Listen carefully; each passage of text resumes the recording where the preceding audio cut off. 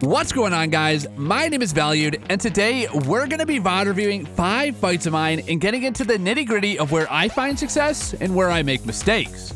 And guys, this might be the most helpful video we've released on the channel so far, so make sure to pay attention because you're going to learn a ton today. Reviewing your gameplay and finding your strengths and weaknesses is the best way at improving your game. Every player has different parts of the game they struggle and excel with, and finding those for yourself is the key to unlocking your potential in Apex. So we're going to do a play-by-play breakdown, and I'm going to walk you through my entire thought process during a variety of plays.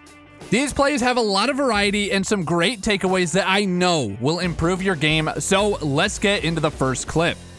Alright guys, before we get into the first clip, Imperial Hal hit Apex Predator just 2 days into the season, and he has an amazing offer for you.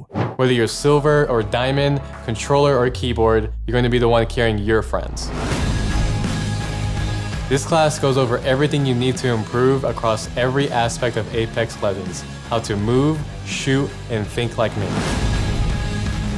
We're going to practice, train, and learn together so that you'll be able to think about and play the game the way that I do. So if you're serious about becoming a better Apex player, join me for the next 30 days and commit to improving. Starting off our first fight, we're on Octane and we have a team pinned in this building in front of us. It's still early in the game, but we've managed to get our hands on some solid weapons and armor, so we're looking to press our advantage and get some early kills on the board. With how much loot I have early in this game and how far we are from other teams based on info I gathered off drop, this should be a clean 3v3 with an item advantage for us. To start, I hopped on top of this explosive hold that was a large contributor to our current loot lead, looking to get a good line of sight on the doorway. With my whole squad pre-aiming the door, we can get it down fast, so I want to be sure I'm ready to contribute damage if we have an early angle on an enemy. That being said, I'm really quite exposed here, so after realizing they aren't immediately peeking, I look to slowly back off, holding the angle as I drop off the crate ledge. Now, in a safer location, I take a moment to double check that I don't have any open angles on me from behind and get ready to soften them up with a couple of nades. The goal with these frags is to try to flush someone out. Even if they don't land any damage, if they're forced to cross our team's line of sight, we can get some big damage off, and if they choose to tank a nade, then we'll take that too. Notice how I'm throwing a nade, then immediately ADSing and looking to land shots. There's more strength to nades than just hitting big damage. Using them like this can apply a lot of pressure to your enemies. Also, right as I go to throw the second nade, I get hit with a Bloodhound scan. It's a small thing, but if I were to have completed this peek right as I got scanned, there is a big chance that I get beamed. Using Bloodhound's tactical right as you're about to peek to make landing shots is one of the best uses for it, so keep that in mind. At this point, the enemy squad is getting impatient. After they see us commit some nades, they commit their scan and some nades of their own. They're looking to get their guns involved. Seeing some movement in the building, I decide to reposition to the double crates close to the enemies to get the most out of my Volt EVA 8 combo. This is a simple maneuver, but by being quick and precise with my movements and decisions, I managed to surprise the enemy Bloodhound with my new angle. I hit a couple of shots, but instantly give up the angle because I don't know where the other two members are. Bloodhound instantly scans me, and one of their teammates chucks an Arcstar to my right. The enemy team looks to use this scan and Arcstar pressure to their advantage, pushing up on our left side. Gibby bubbles, and I instantly swap to my EVA. At the range the bubble's at, and just in bubble fights in general, shotties are always the way to go. Gibby instantly pushes out of his bubble, looking for some damage, and I hit him with some big EVA shots. Rather than instantly pursuing him for the down, I swap up my angles and climb up the boxes, looking to stall any push on me from the other two members, and maybe finish off the Gibby from there. By doing this, I catch Octane off guard trying to push his Gibby's pressure, and he is not ready for me to peek at this height. I get some easy shots on him, and he goes down very quickly. During this time, my teammate Wraith to my right has downed the Bloodhound, so it's a green light for me to go finish off the Gibby. I immediately push the bubble and finish off the fight. In this fight, it was important to play my angles patiently. This team we beat here got angsty as they kept hitting scans revealing us, but were having a tough time landing nades or shots. Rather than them backing off and reassessing the situation, they pushed out into us and paid the price. Alright, for this second clip, let's take a look at an example unlike this last one, where I got a little impatient and it leads to me almost going down. In the beginning of this clip, the enemy is beaming my Wraith as she makes her way into my building. I managed to find an off angle through this window to give her some support and hit some solid shots, instantly downing this bloodhound. At this point, I want to use the pressure created by my down to clean up the rest of the squad. But the issue here is both my squad mates are low and they're looking to heal. Instead of giving them time to heal, I pushed out of the building and grabbed some high ground, trying to pinpoint the rest of the enemy squad. With me not knowing the enemy's location, this height I just took is very dangerous, especially when my squad is still healing up in that building. Sure enough, the guy I knocked has a teammate watching for our push, and since I'm here alone and don't know his exact location, I take a ton of damage and I'm forced to back off. While I don't go down here, now I'm the one with low health needing to heal, and since I took damage while my squad was healing up, now they're gonna have to wait for me to heal or risk fighting a 2v3. While I wanted to capitalize on the knock, it's important to realize when your team needs time to stabilize before making a play. And by not giving us the time to heal up and then push together, I put us in a worse position than we were when I downed that player. On the flip side, if you are prepared for a push with your squad, like in this next clip, you can make quick work of an enemy team. In this one, my duo and I see that a team has just finished a fight, and we're looking to third party and clean them up. Right as we enter the fight, I shoot a spray of my Eva towards the Gibby and manage to land some damage, revealing that he has no shields. I knew these players were going to be low, but now that I know they're this low, we look to push them instantly.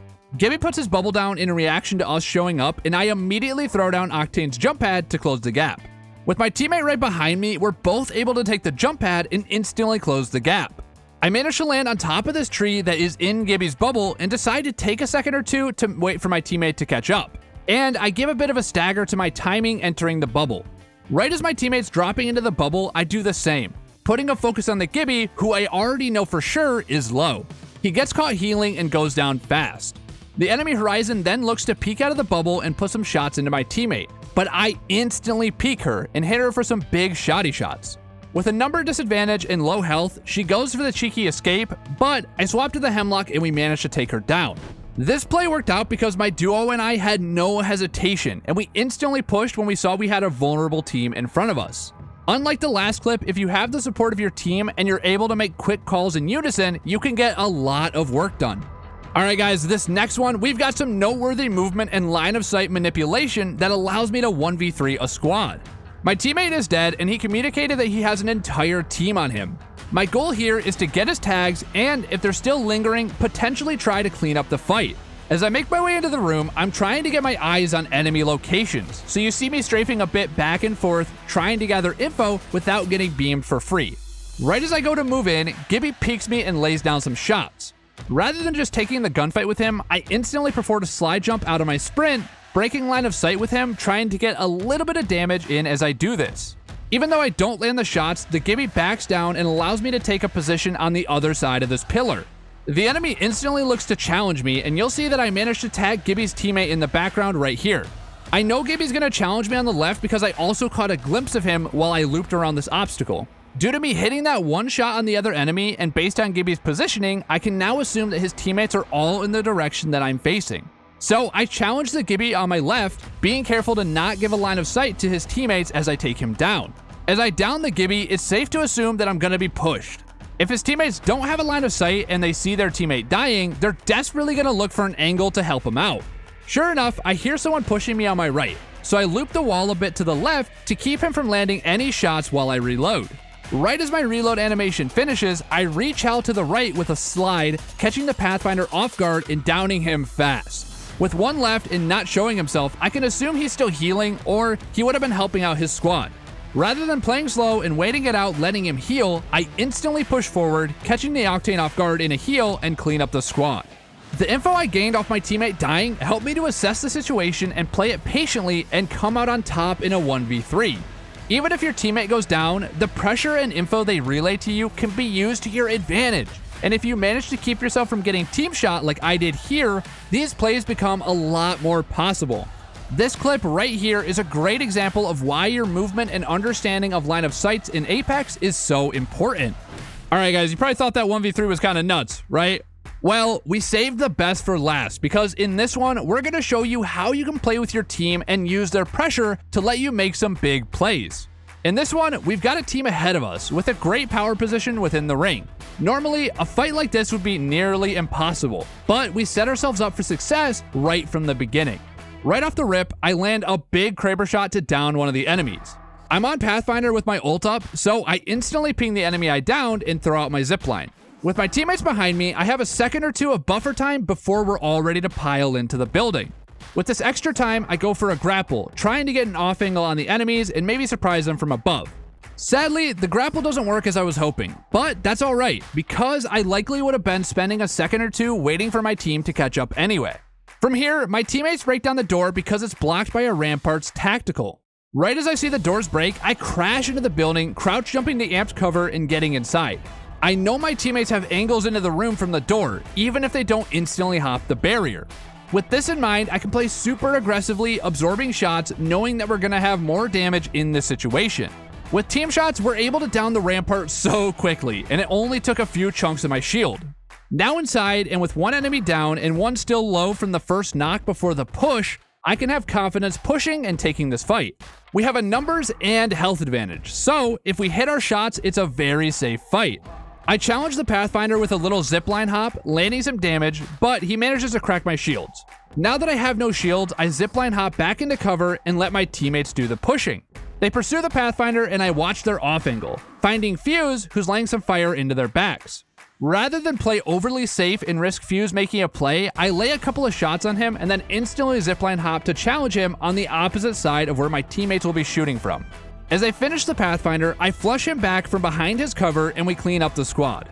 This play was only possible by my teammates' pressure. I make some very aggressive pushes here off of limited info, but I felt confident doing it because I always made sure my team was there to back me up. These are the moments when you can turn it up and go crazy, but if you try to do these kind of things as a solo, it's not going to end well for you a lot of the time.